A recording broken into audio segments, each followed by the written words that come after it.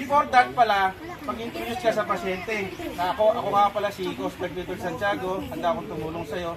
Tapos, manghingi ka ng tulong. For example, call 911 para nagbibigay ka ng first aid, at least may darating na tulong sa'yo. Then, start the chest compression. Then, hanggang 30.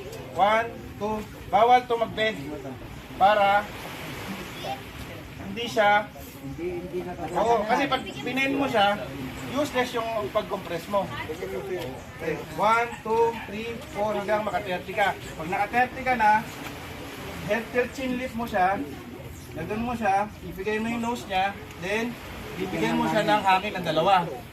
Tapos, Ilang bubat sir? Ilang bubat? Dalawa. Proceed ka na naman ulit sa second cycle na 30 compression.